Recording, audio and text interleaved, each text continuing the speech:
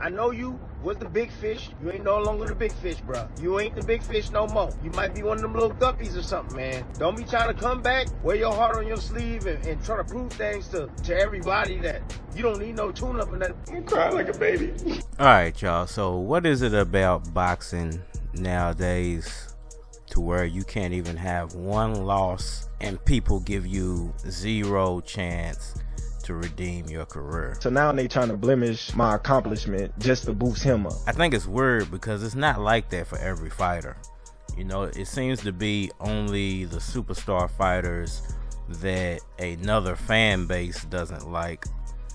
They kind of rag on that fighter if he takes a loss. I'm crying like a baby. Obviously, I'm talking about the Terence Crawford fans and people that root for Terence Crawford more than they root for Errol Spence. What's crazy to me is, as much as they rag on Errol Spence for having a loss, Terence Crawford had to beg Canelo Alvarez for a fight. The way he talks, he think he's Superman. And the crazy thing about that is Canelo has more than one loss. It's almost like they hate Errol Spence because he's more popular than Terence Crawford. Everything that I've accomplished, he's still trying to accomplish. I actually like boxers with losses on their record more than undefeated fighters because those fighters are more battle tested. A fighter that took a loss obviously was in some pretty good fights. A fighter that took multiple losses obviously was in some pretty good fights. Trump need the money. He need the money. Guys who don't take losses, most of the time,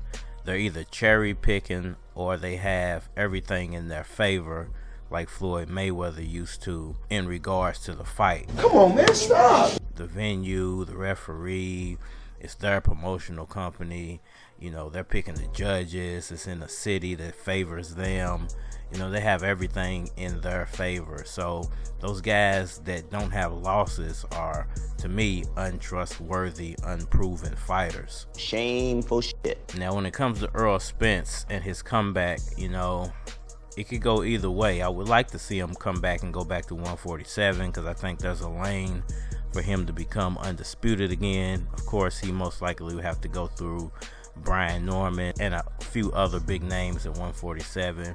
But if he's going to stay at 154, I think it's an uphill battle with Fedora being there and what he just did to Tim Tszyu. Everybody in this room will know how it go. But I do think that there's an opportunity for Earl because there's always that Charlo fight. There could be a super fight if those guys are willing to make that fight happen. Yeah, get yourself a tuna. I will get that for free. Let's talk about it.